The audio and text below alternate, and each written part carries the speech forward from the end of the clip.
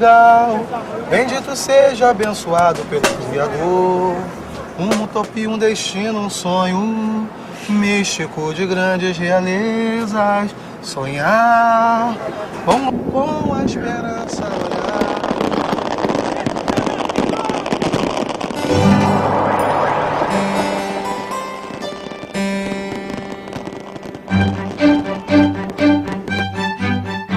Portugal, para mim, é o que é para os brasileiros, né? A história que a gente já conhece, o descobrimento, Cabral, as caravelas, as coisas que a gente já conhecia normalmente na escola, épocas de história realmente.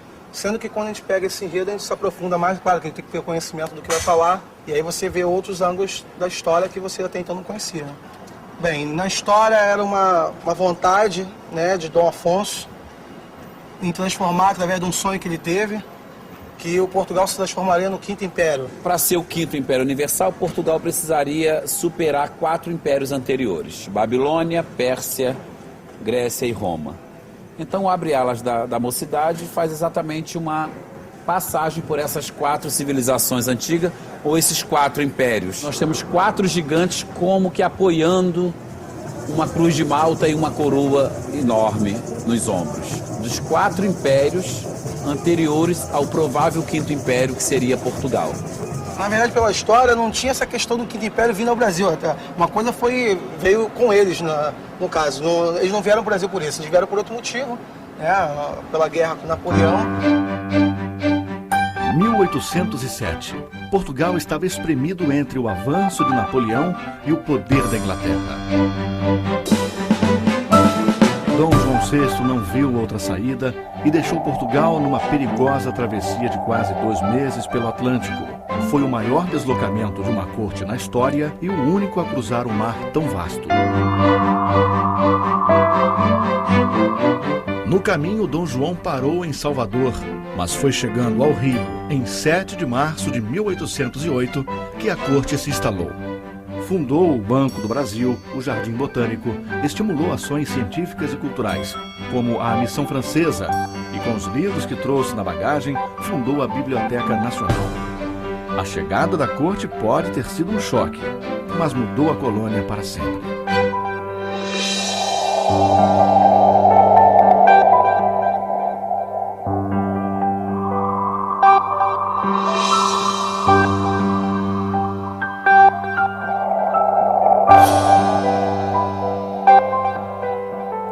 Nesse carro aqui nós apresentamos a chegada da família real em 1808.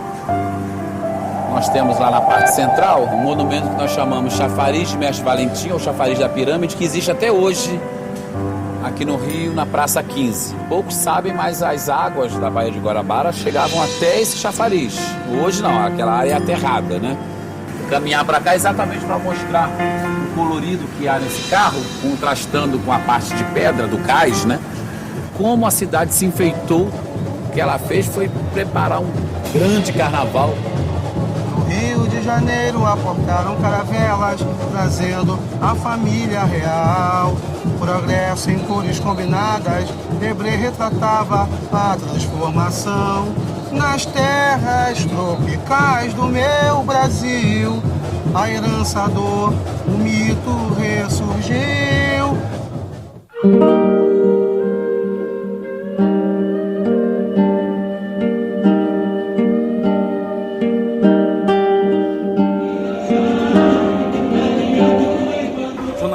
Aqui. Estou com 50 anos de Santo Cristo, nunca saí de Santo Cristo. Sou descendente, minha mãe é portuguesa, o meu pai é carioca, mas filho de portugueses, nascido na Praça 11, meu pai, e minha família é toda portuguesa, tanto parte de pai quanto parte de mãe. A maioria dos que imigraram aqui no Rio de Janeiro, aqui em Santo Cristo, é devido ao Santo Cristo ter a proximidade do porto do Rio de Janeiro. Então eles chegavam no Pia Mauá e dali eles não iam para muito longe, eles já vinham para essa área aqui que já tinham imigrantes portugueses. O português chegou aqui nessa área aqui implantando comércio, entendeu? De botequins, na época falava-se botequim, né? Bares, que hoje é bar, como até hoje o Dominguinhos tem esse bar há mais de 60 anos, tradição do pai dele. Dezembro faz 50 anos, de Brasil e de Santo Cristo. Domingos Gomes da Rocha de Souza, sou comerciante há 36 anos aqui no bar. Natural de Aroca, distrito de Aveiro. Distrito de Aveiro, Portugal, né? Meu pai, a gente tinha uma situação boazinha lá e ele era o único filho que vivia no local que nós nascemos, né? Dos irmãos todos. E ele uma vez resolveu visitar os irmãos aqui no Brasil e veio e não voltou. Ele não voltou no meu avô, que é avô por parte de mãe, né? Quando sentiu que tinha alguma coisa errada, ele botou os filhos, que somos 7, éramos 7, debaixo dos braços, entrou no navio, chegou aqui no Rio e falou, segura que os filhos são teus.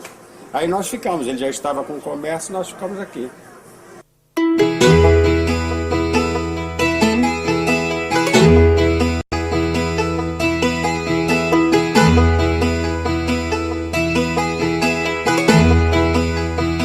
Eu vim para o Brasil ainda muito jovem, nos anos 50, porque naquele tempo o Brasil, no imaginário da juventude portuguesa, tinha um papel preponderante. Portugal atravessava um período de muitas dificuldades em termos económicos. Havia, digamos, uma pobreza generalizada, sobretudo na província, e a saída da mão de obra, a saída de jovens, era, digamos, a solução que havia no imaginário do jovem e dos mais velhos. O Brasil era o país onde abundava a árvore das patacas. Pensava-se na nossa imaginação que, em se chegar ao Brasil, ficava-se rico rapidamente, ganhava-se dinheiro. Então o Brasil era o porto de destino, e foi para esse porto de destino que eu vim, jovem ainda. Depois aqui fiz a minha vida universitária, matriculei-me e formei-me em Economia, depois em Direito, e, digamos, casei no Brasil, tive filhos, tive netos. Aqui os laços afetivos que no início, digamos, nos puxam para lá para além Atlântico, os pais, os irmãos, os amigos, esses vão diminuindo ou desaparecendo, e no Brasil nós fazemos novos amigos, constituímos novos lares, temos a nossa profissão, e então eu sempre digo que o português que vem para o Brasil não vem cumprir um contrato de trabalho, como quando ia para a França, ou quando ia para os Estados Unidos, ou quando ia para a Alemanha ou a Bélgica. No Brasil a gente vem para viver e morrer. Ao contrário de um imigrante japonês que vai ter uma marca muito forte, né, da sua cultura física, né, da língua, enfim, da sua comunidade, que tem mais dificuldade de ser inserida no contexto geral da cultura brasileira. Se você entra e vai para uma comunidade muito fechada, você acaba...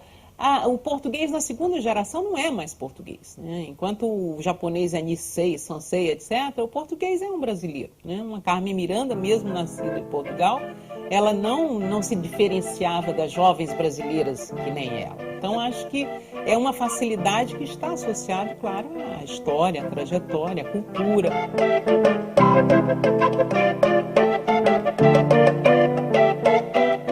Essa relação do Brasil com Portugal, ela é marcada por uma coisa meio amor, atração e repulsão, né? Primeiro nós éramos os colonizados, os dominados, enfim, os que, de alguma forma, aquele primo pobre do interior, né? O brasileiro, quando chegava em Portugal, no período da colônia, nos primeiros anos ainda do Brasil-Reino, ele era visto até o jeito de falar, a maneira de vestir, a maneira de se comportar era um pouco caricaturada pelos portugueses de lá. No processo da independência, houve um enfrentamento grande, né? No primeiro momento, havia muita proximidade, a gente se pensava como português, a gente não se via, não existia essa categoria brasileira. A gente éramos todos portugueses, da nação portuguesa, tínhamos um rei, etc. Quando começa a tensão da Revolução Constitucionalista do Porto, aquela Revolução de 1820, que obriga Dom João a voltar, começa também um processo de liberalismo. O liberalismo se implanta, né, no reino português, e aí é nessa discussão de que Constituição ia ter que os brasileiros começaram a perceber que havia em Portugal um ressentimento muito grande que tinha se acumulado ao longo daqueles 13 anos em que tinha havido uma inversão, né, porque O Brasil se tornou a metrópole, o Rio de Janeiro era a metrópole, era a corte, e Lisboa tinha se tornado a província, né?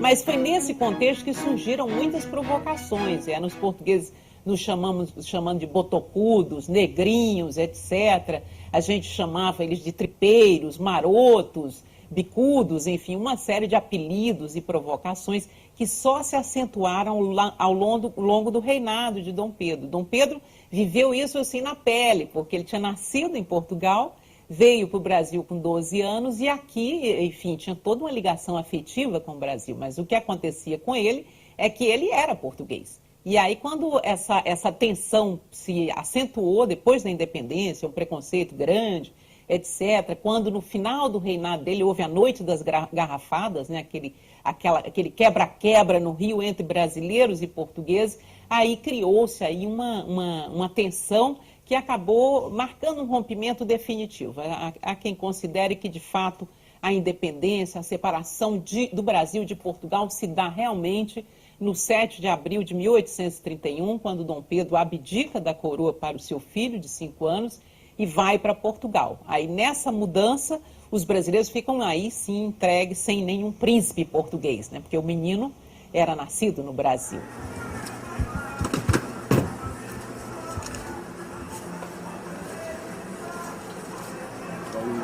E aí?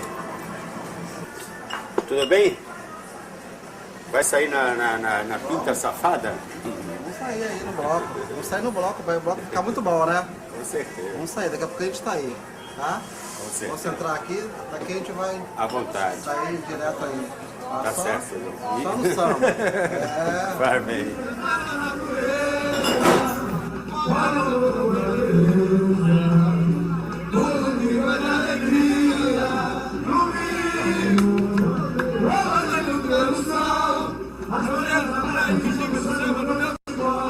Meu pai era Portela, mas não se ligava não. Eu comecei a me envolver porque nós resgatamos a Vizinha Faladeira, que é uma escola de samba do local aqui. E a partir desse resgate eu passei a ser um dos diretores. Atualmente não sou. E gostei, me envolvi. Tá dentro, tá no sangue, né? Fiquei viúvo, conheci uma cabrocha lá, né? Como diz lá em Portugal.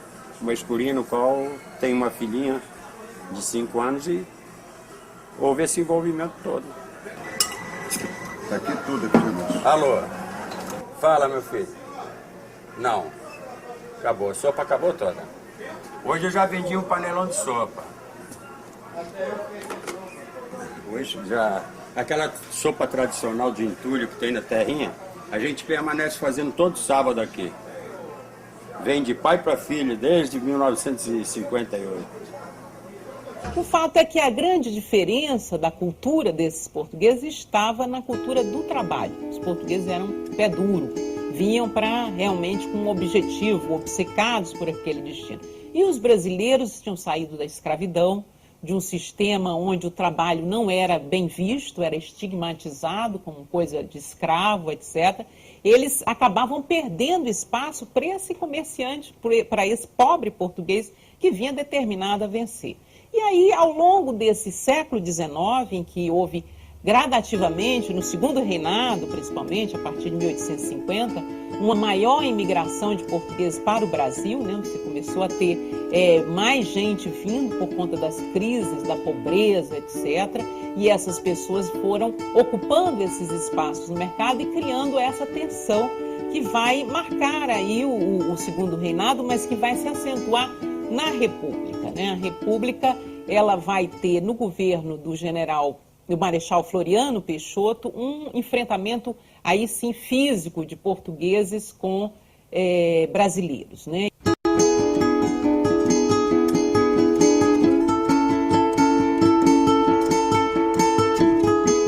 Já quando eu cheguei, já nos anos 50, já o estereótipo, digamos, daquele português vítima da anedota, que em parte, digamos, que decorria daquele sentimento, digamos, anti-lusitano que nos anos 20 e 30 motivou a Noite das Garrafadas, etc., aqueles movimentos, digamos, contra aquele português tradicional, isso já estava muito atenuado.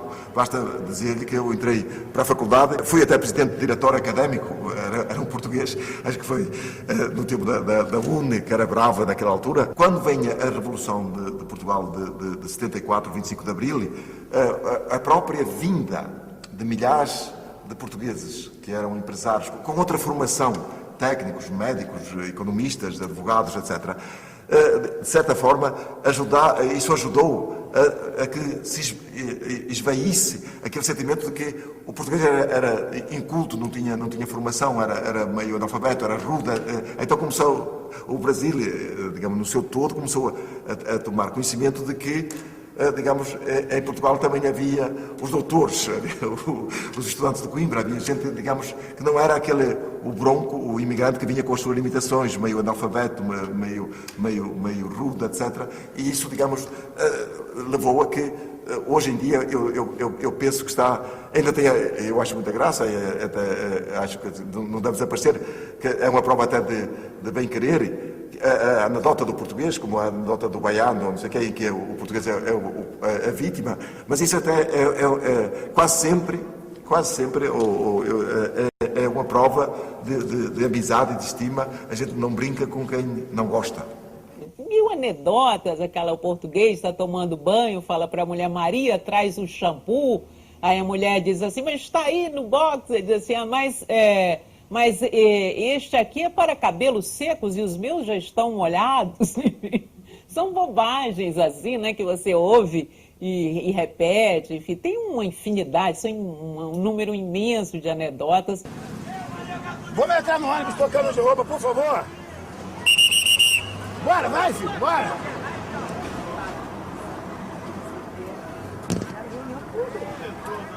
Doutor, pode puxar, por favor. Direto passar pro Caí, por favor. Eu sou coordenador de harmonia daqui da Mocidade Independente de Padre Miguel. Todos me conhecem como King Harmonia. Agora nós estamos levando a comunidade de Padre Miguel, a comunidade da Zona Oeste, nós estamos levando em rumo a Sapucaí, para fazer o nosso último ensaio técnico na Sapucaí, porque depois nós só teremos o ensaio técnico dia 27 na comunidade. Nesse ensaio técnico é para a gente poder ver alguns erros ainda que possa vir a acontecer e marcar a cronometragem e ver o andamento do samba e o cruzamento junto com a bateria. Alô, Kinga! Tamo aí! Minha mocidade, guerreira, traz a liberdade, justiça e paz, hoje grito império, é brasileiro, amor. Canta, gente! A mocidade, canta! Minha mocidade, guerreira, traz a liberdade, justiça e paz, hoje grito império, é brasileiro, amor. Aquele som de banda pode ir embora. Filho, faz um ritmozinho aí, corta pra ele ver o áudio, por favor.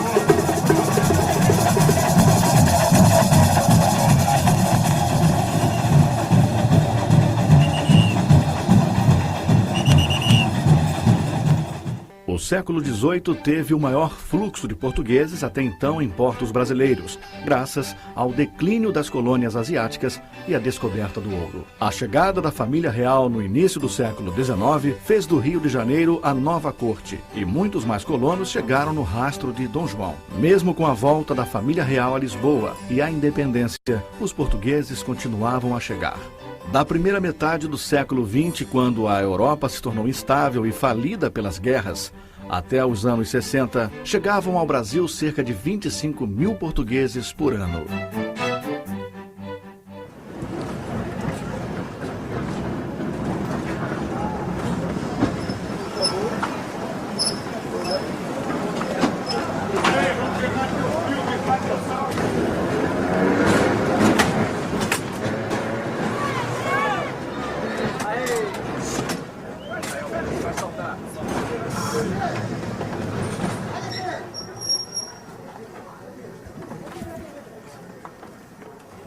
Estou aqui no Brasil desde 76 e no samba desde 2003.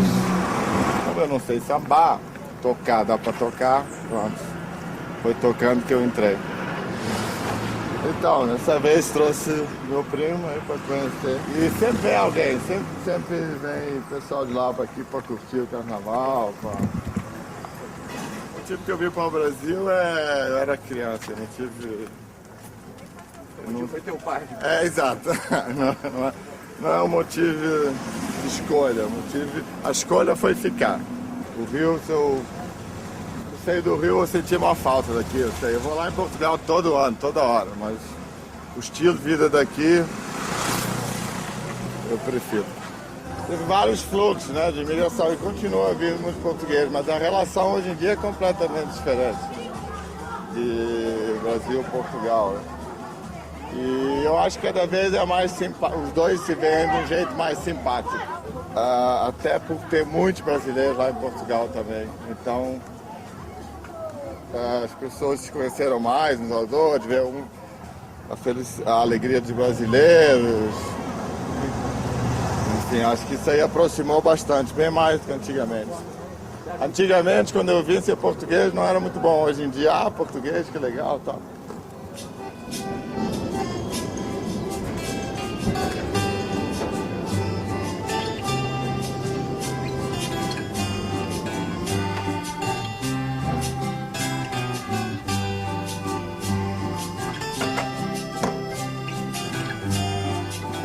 De Minas, Triângulo Mineiro. Hoje tem um amigo, igual da minha cidade, mas mais ninguém. E tem minha esposa e filho.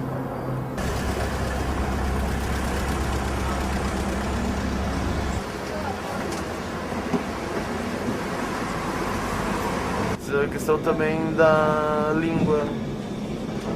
É mais fácil, principalmente para quem não fala fluentemente outras línguas, aqui devagar você vai aprendendo a língua, por mais complicada que é um bocadinho, mas dá para se apanhar bem.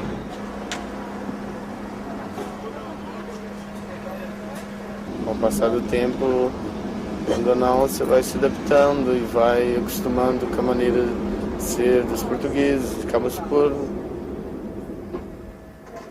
achar mais, pronto, os hábitos e costumes, isso vem sempre, pronto, vem a somar a cada dia.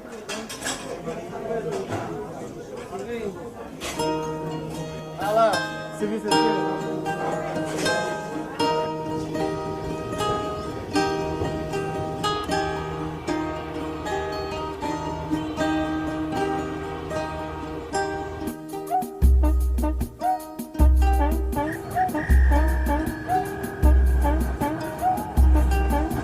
Portugal e o Brasil tem essa história de é a mesma língua, mas é a cultura completamente diferente. Tem aí os restaurantes parecidos, a gente come a mesma coisa, comemos aí o bacalhau e tal, mas é muito mais alegria, lá é tudo muito mais... A comida tem, a arquitetura tem, a língua é óbvia, a música... A música... Olha, ver o fato a música, exato. A música, apesar de ter algumas coisas parecidas, mas no seu estereótipo é o oposto. Samba é alegria, o fado é mergulho dentro, né? Dentro e nos abismos internos, né? Nós somos os palopes, né? Nós falamos brasileiros, a entrada do Brasil na Europa é através de Portugal, é um grande benefício que os portugueses temos na comunidade europeia, é mesmo ter esta relação forte com o Brasil e o comércio brasileiro. Aliás, Portugal é um dos terceiros maiores investidores do Brasil e o Brasil é entre os dois, se não me engano, maiores investidores de Angola. E essa ponte é devido à língua. De certa forma, eu vou lá e me sinto em casa em Portugal, porque eu moro aqui há 30 anos e quem vem aqui se sente mais em casa. É fácil falar. É mais fácil, a gente falando aqui português, torna tudo muito mais rápido, né? Dá até para entender a letra do samba. É em português, não vou dizer que um português vai entender isso tudo, porque um português talvez não sabe o que é um ziriguindum na bateria, né? Talvez não sabe o que é um remeleixo nas cadeiras, mas vai pegar o espírito. A história de Carmelitas é o seguinte: Carmelitas é uma ordem de freiras, tem em Portugal também. Aqui tem um convento das Carmelitas. Então a história é: sexta-feira a Carmelita foge do convento e ela vai sambando até o Largo Guimarães. Terça-feira, que acaba o carnaval, ela volta para o convento. Então o bloco vem de lá para cá.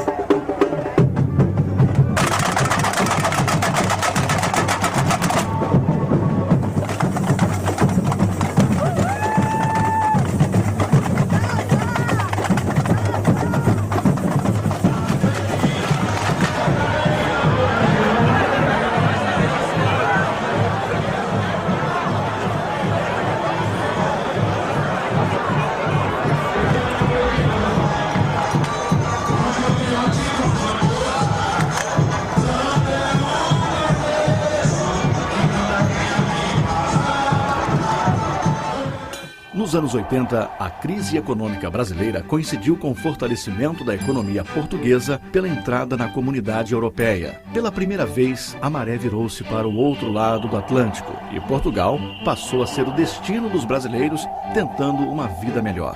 Mas a partir dos anos 2000, o Brasil se estabilizou e os investimentos começaram também a migrar, e desta vez com mão dupla. Hoje, Portugal é o quinto maior investidor no Brasil e as empresas brasileiras investem cerca de 108 milhões de euros em Portugal por ano. Esta balança comercial gerou um novo tráfego atlântico de executivos e empresários.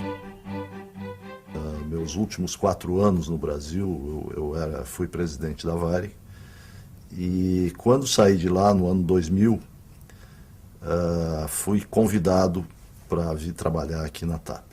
A adaptação é direta, é imediata, é completamente diferente do que ir para qualquer outro país da Europa. Em casa, nós temos acesso nos supermercados a toda a alimentação brasileira.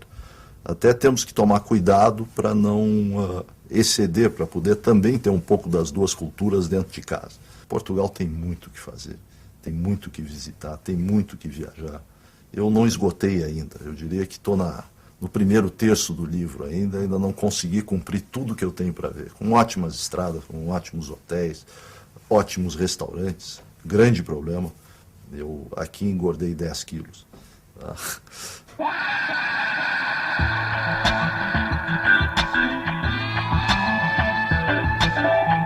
Eu acho que a gente no Brasil, a gente cresce, pelo menos a minha geração cresceu muito orientada para Estados Unidos. Então é como se Portugal não fizesse parte do mapa.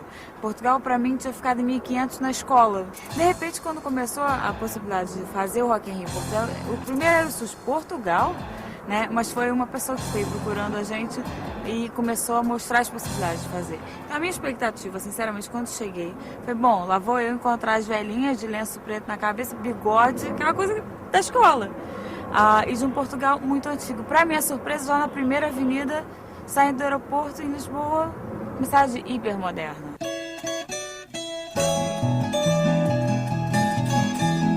País lindo, pouco explorado.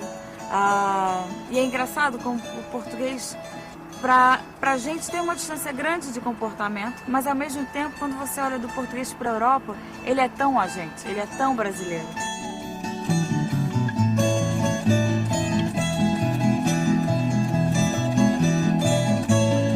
Você olha Portugal para o Brasil, ok, tem distância, são muito mais fechados, são muito mais tradicionais, mas tem um jeitinho, que a gente diz que é o jeitinho brasileiro, aqui também tem.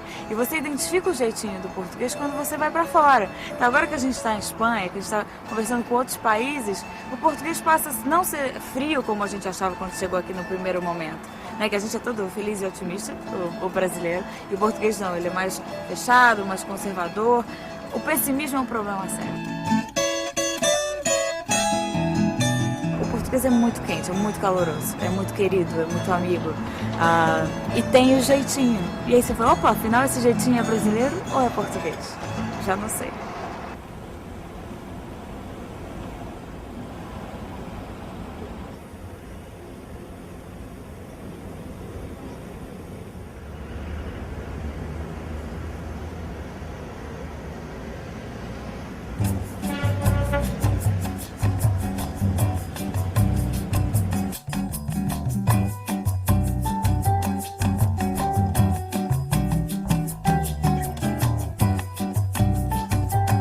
Já estou muito interiorizado que quando Portugal joga, eu tenho camisola de Portugal, que na verdade é camisa no Brasil, camisola no Brasil é roupa de mulher dormir, né?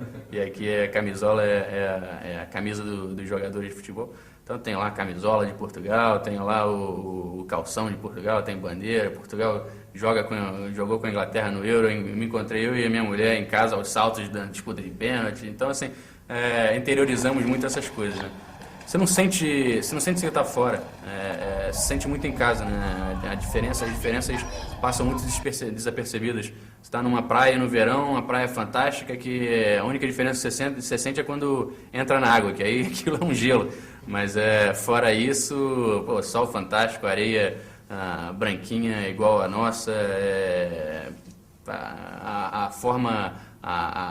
As pessoas são muito parecidas fisicamente, a vegetação é parecida, a tinta da casa é igual. Eu passei a entender melhor o Rio por causa de Lisboa. Algumas pessoas me disseram, quando você for a Lisboa, você vai entender uma porção de coisas, assim. E eu achei que eram coisas concretas, assim, que eram coisas mais...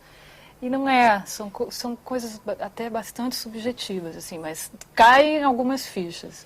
Isso eu achei legal.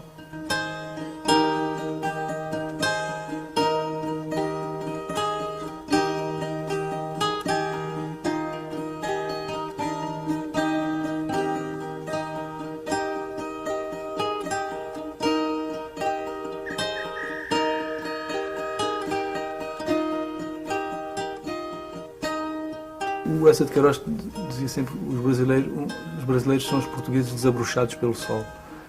É mais do que os brasileiros, não é? É a própria cidade. Não é? O Rio de Janeiro é uma espécie de Lisboa desabrochada pelo sol, não é? Com uma alegria, uma vitalidade. Eu acho que tem inclusive uma sensualidade que provavelmente tem a ver com aqueles morros verdes erguidos no meio da cidade. Não é?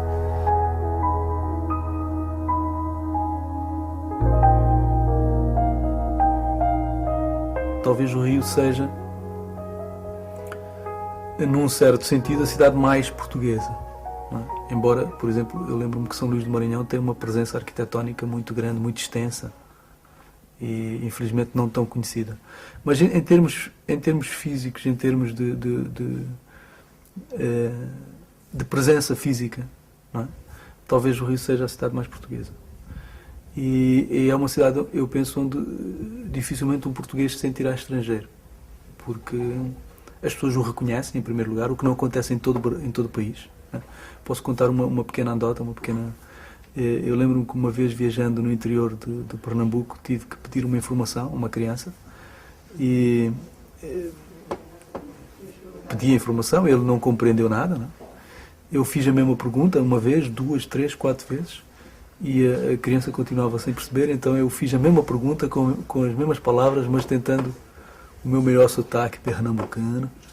E o menino olhou para mim e disse: cara, se você fala português porque estava falando estrangeiro. No Rio não. No Rio não. O Rio reconhece um português e, portanto, um português nunca se sentirá estrangeiro no Rio. O contrário, um brasileiro em Portugal, ou aquilo que existe do Brasil hoje em Portugal. Eu acho que mudou muito nos últimos tempos, mudou muito. Eu lembro-me que quando vim viver para Portugal, eu vim estudar para Portugal, estudei agronomia, não havia brasileiros em Portugal. Havia uma comunidade africana já grande, importante, mas não havia brasileiros, e quando eu vim estudar não havia nem telenovelas brasileiras. Não é? Havia muito poucas. E, portanto, a presença do Brasil em Portugal, talvez apenas através da literatura, portanto chegava a um núcleo muito reduzido de pessoas. Essa situação alterou-se completamente nos últimos 20 anos. Não é? Em primeiro lugar, devido à presença cultural massiva do Brasil através das novelas, através da música.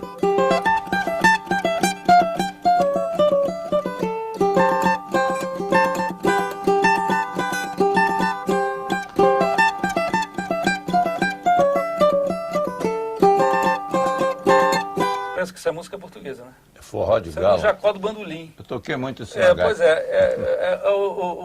o negócio completo poderia ter sido feito perfeitamente, né, em Portugal. Então, está tudo misturado. O Jacó, inclusive, ele é o mais português dos chorões, né? Porque ele faz muitos ornamentos que ele usa, são tirados realmente dos ornamentos de guitarra portuguesa. Ele tocava violão, acompanhava um guitarrista, né? E com isso ele aprendeu aquilo e usou com muito bom gosto. Eu acredito que a contribuição portuguesa no nosso processo é na parte melódica, através principalmente das músicas em tom menor, né? Tipo, Rosinha, Coimbra do Chopal, ainda capital. Quando ela passa, aquela coisa melódica. Isso influenciou muito aqui. Vamos fazer uma graça aqui.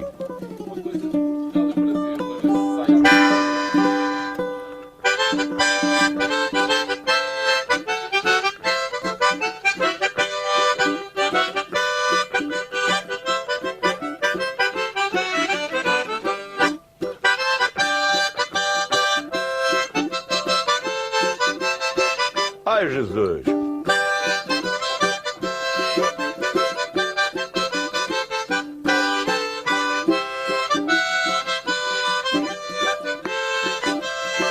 Ai!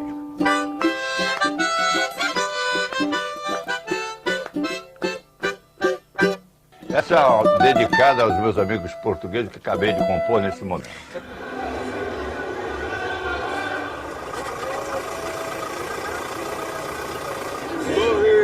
João, eu tô contigo, hein, João? Tô contigo.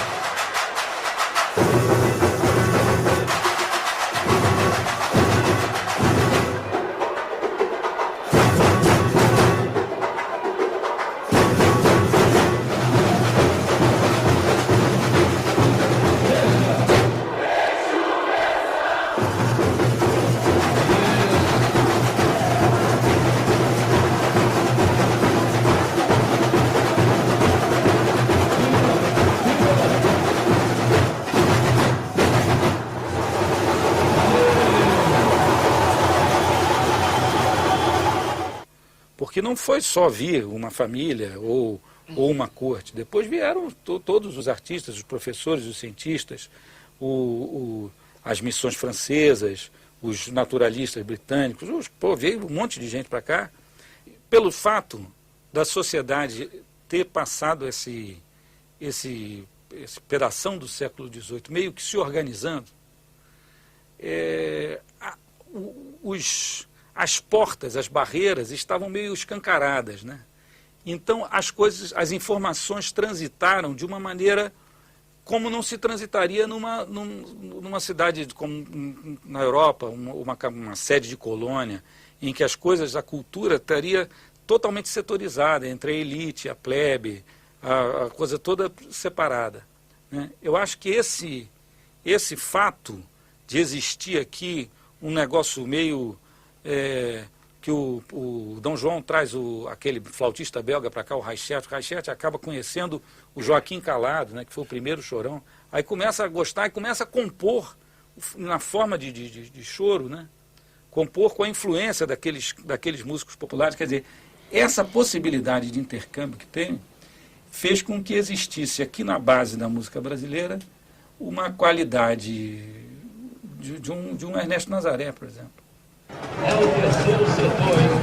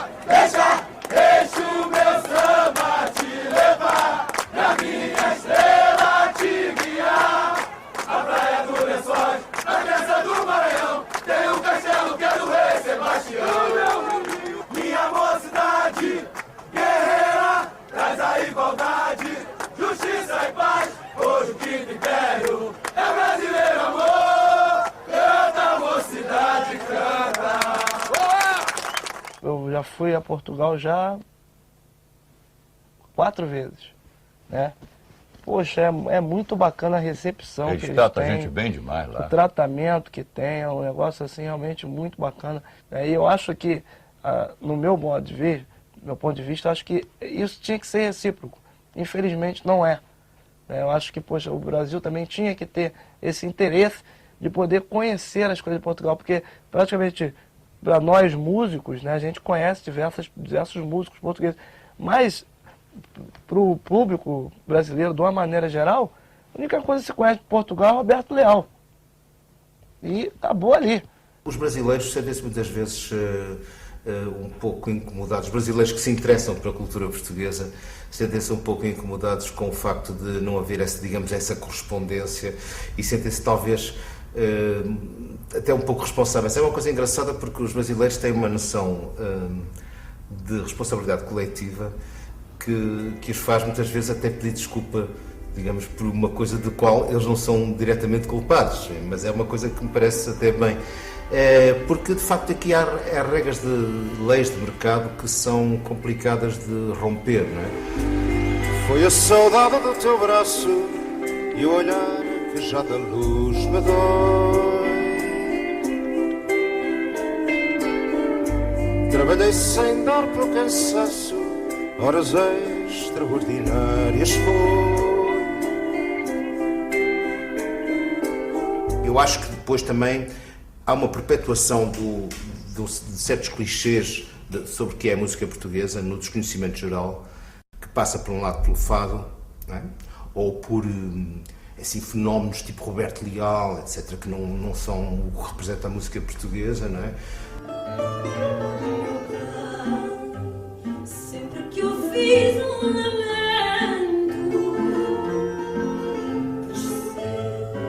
pescador na voz do vento,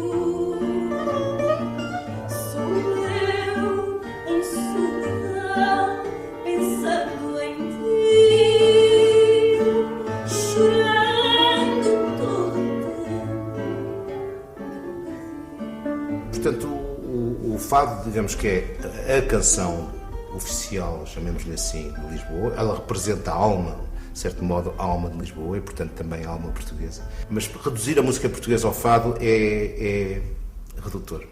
Eu acho que há também um problema no Brasil que, quanto a mim, é um falso problema, que é o facto da pronúncia portuguesa, do sotaque português, ser de difícil penetração nos ouvidos, nos ouvidos brasileiros.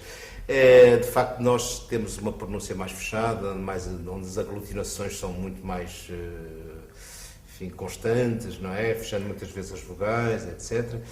Mas o que acontece é que eu acho que há uma habituação do ouvido que só vem com a prática, não é?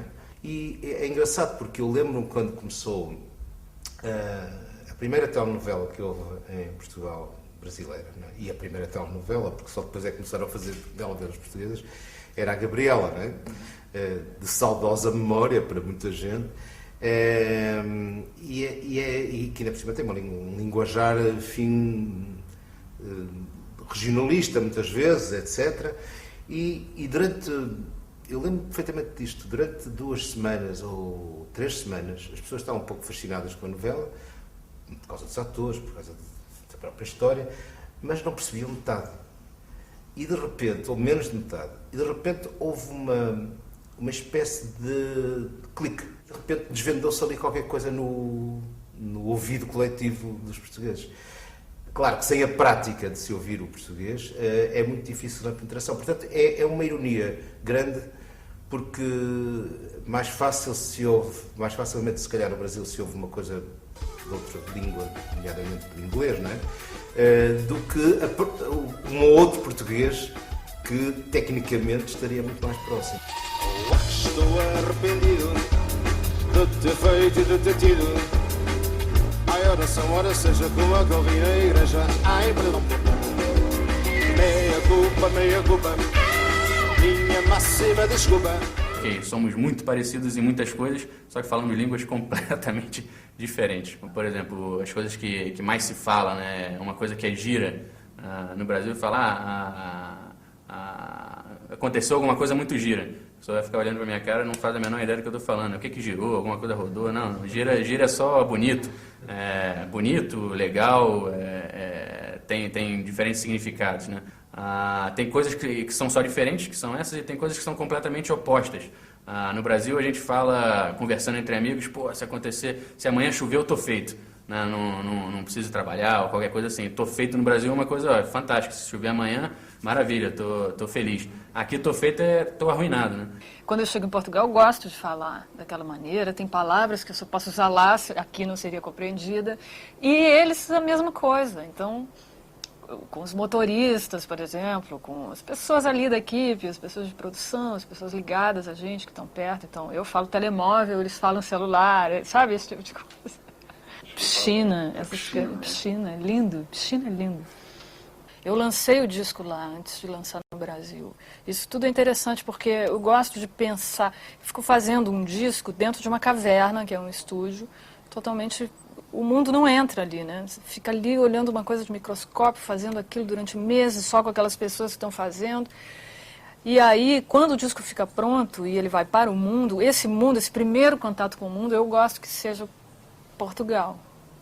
Eu gosto de pensar com as pessoas de lá, porque tem coisas sobre a língua no que eu estou fazendo que eles têm uma compreensão, eu não diria maior nem mais direta, não quero fazer uma comparação, mas tem, para mim, muitas coisas. Eu entendo muitas coisas do que eu fiz a partir da maneira como eles veem.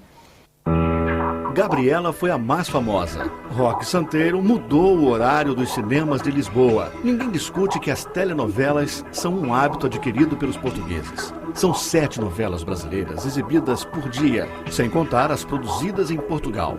Na música, o mercado português é uma extensão do brasileiro. Esta invasão cultural brasileira fez com que o Brasil moderno seja bem conhecido em Portugal.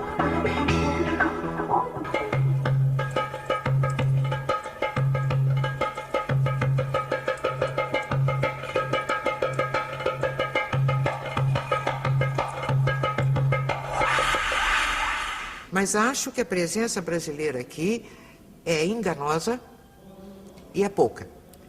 Ela chega muito através da telenovela. Ora, não é a telenovela que mostra o Brasil, como você sabe, não é? Se você for a livrarias, você não encontra livros para comprar, são raríssimos. É verdade ou não é? Você, discos e música popular, você encontra. Música erudita, você já não encontra. Outra coisa, por exemplo, pintura brasileira. Muito pouco conhecida. Arquitetura brasileira, muito pouco conhecida. Agora, a recíproca é verdadeira. Porque não me venham dizer no Brasil que Portugal está dentro do imaginário permanente do brasileiro. Você sabe perfeitamente que não está.